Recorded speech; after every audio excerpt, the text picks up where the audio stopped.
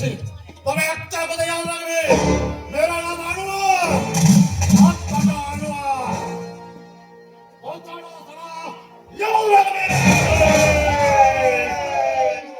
আচ্ছা নামিয়ে কথা বল, না হলে সবার তোর হাতটা একদিকে আর পুরো তোরটা একদিকে করে দেবে। আর একটা কথা দুটাতে কান খুলে শুনলাম, যদি কোনোদিন কোনো মেয়েদের দিকে আবার চোখ তুলে তাকিয়েছিস তাহলে সারা তোদের চোখগুলোকে উপড়ে দেবো।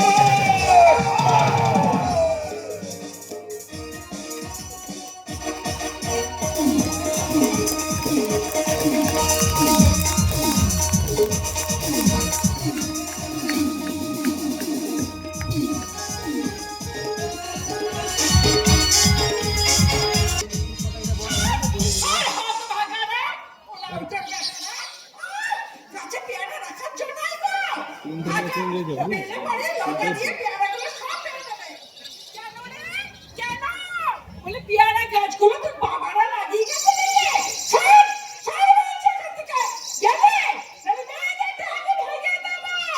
ওর বাবারা যেন পেয়ারা গাছটা লাগিয়ে রেখে দিয়ে গেছে। ও মা, কে বলছো? আমি তোমার স্বামী। তাই বলো না? বউকে কেউ স্বামী বলে? কি বলে? ঠাকুর রামকৃষ্ণ বলতেন, আমি মাঝে মাঝে রামকৃষ্ণ হওয়ার চেষ্টা করি। তা বলি অত চেঁচাচ্ছিলে কেন? যাচ্ছে কি আর সবে? ওই দেখো শান্তর বন্ধুরা গাছে পেয়ারা রাখার জন্য একটু সুযোগ পেলে পরে লগা দিয়ে পেয়ারাগুলো সব পেরে দেবে। 10 কেজি মতো পেয়ারা পেরে দিয়েছে। বাবা, পেয়ারার সমেত গাছটা ওজন করলেও তো 10 কেজি হবে না। তুমি তো বাড়িয়ে বাড়িয়ে বলো কেন? চুপ করতে তোমার আজকে পাড়া ছেলে মেয়েগুলো গোল্লায় চলে গেছে। এই তো কালো বাগদির ছেলে সেদিন ওই ছাগল চড়িয়ে গোয়ালে ছাগল ভরছিল। তারপরে দেখলো তার এত বড় একটা ছাগল নাই। তার বস্তু না পিকনিক করবে বলে চুরি করে নিয়ে কত বড় ছাগল? হ্যাঁ, বলি কত বড় ছাগল? এত বড়। হাতটা আর একটু কমাও। বেশ, এত বড়। আর একটু কমবে। এত বড়। আর একটু কমবে। আরে কমলা মানে ইঁদুর হয়ে যাবে। আবার দাঁত বের করে হাসছে। তারপর করে এসে যাবে। বাবারে বাবা। এই মিনসে- ছেলেটা জীবনে ওই মিনসেকে নিয়ে পারা যায় না। কোর্ট কাচারি নিয়ে করে একটা নাস্তা নাবুর করে ফেললো। দেখো না, অত চিৎকার চেঁচামেচি করে কথা বলো কেন? কথা তো আস্তে আস্তেও বলা যায়। এই যে, বলি ঝগড়া কি রবীন্দ্রসঙ্গীত? গুনগুন করে গান করবো। শুনো না, তোমার মনে পড়ে সেই আমাদের পুরসজ্জার দিন তুমি একটা গান শুনিয়েছিলে? আচ্ছা, সেই গানটা একবার বলো তো, আমি একবার শুনি। বললো যা। এই সময় কি আর গান আসে? এখন আমি ঝগড়া করার মুডে আছি। এখন গান গাইতে পারবো না। একদম সত্যি কথা বলেছি মা, কিন্তু একদম সত্যি কথা বলেছি বাবা। এখন মা তুমি ঝগড়ার মধ্যে আছে। হ্যাঁ করো মা, করো, যত খুশি তুমি ঝগড়া করো। হ্যাঁ এই সাথে আর উল্টাপিটি করতে হবে না। তাই যাচ্ছিস কোথায়? বাবা, তুমি জানো না কারখানায় কিন্তু আগে 10টা যে বেজে গেছে। না খেয়ে তো কোথাও যাওয়া হবে না। ছেলে আমার ক্যান্টিনে খেয়ে একবারে রোগা হয়ে গেছে। ও মা, ওসব কথা এখন ছাড়ো না। তুমি যে বলেছিলে তুমি আমার বিয়ে দেবে, তা কবে দেবে মা? বলো বলো, কবে দেবে? বলি, বিয়ে কি গাছের ফল? যে চাইলাম আর হাতে ধরিয়ে দিলাম। এই যে, তোমাকে যে শান্তর জন্য পাত্রী দেখতে বলেছিলাম, আর কি হলো শুনে? 5 জন আগে বলেছি, বিয়ের লোকেরা 5 জন আগে বলেছি, কেউ কোনো খবর দেয়নি। হ্যাঁ বাবা, একটু তাড়াতাড়ি করো না, অনেকদিন এই বাড়িতে সময় বাঁচিনি। হ্যাঁ বাবা, খুব আনন্দ হবে তাই না মা? আর কি শান্ত হয়?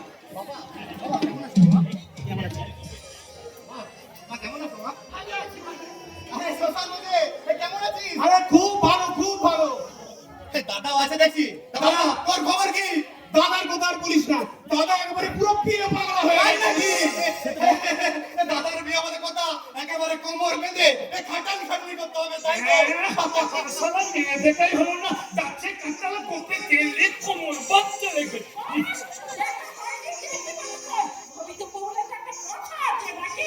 ওগো, তুমি যা হচ্ছে যা একটা ব্যবস্থা করো। আমি বলছিলাম কি, হ্যাঁ বলো বলো, কি বলছিলে বাবা? বলো বলো বলো, বলো না বাবা, বলো। কি বলছিলে তুমি? অনেকদিন পর বলছিলাম কি, আমি তো 5 জনকে দেখেছি। কারণ তখন কেউ খবর দেয়নি। খবর দেখ, তারপর আমি ভাবনা চিন্তা করে দেখবো। ও এই কথা। ঠিক আছে, তাহলে তাহলে এক কাজ করো ভাই, তোরাই বরং তো দেখ, তোরাই দেখ না ব্যাপারটা। আরে শোনো দাদা, আমার বিয়ে দেবে কথা। হ্যাঁ, শুধু কি খাবি দাবি আর মোটাবি দেখি? না নিশ্চয়ই কিছু না কিছু করতেই হবে। হ্যাঁ, জানিস দাদা, মা তোর জন্য সংসার সাজিয়ে দেবে, আমি আর ভাই মনের আনন্দে গাইবো। কি গান গাইবি? গলা ছেড়ে গান গে,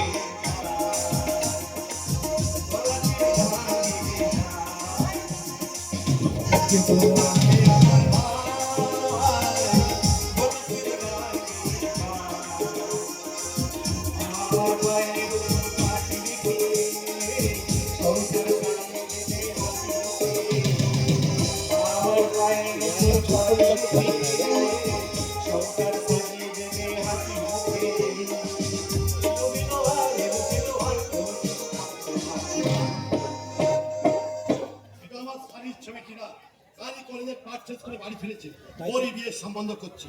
অদ্ভুত ভাবে মাধ্যমে করছে আমার দীপকান্ত ভট্টাচার্য রিটায়ার্ড জজ, ওনারই বড় ছেলের সাথে সম্বন্ধ করছি। যদিও ছেলেটিকে আমি দেখিনি, তবুও শুনেছি ছেলেটি খুবই ভালো।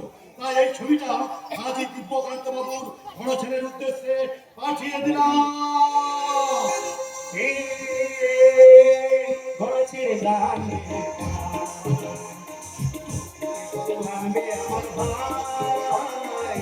গলা ছেড়ে গান গে, গলা ছেড়ে গলা ছেড়ে গান এখনো ভাইরা আমাকে জ্বালাচ্ছে।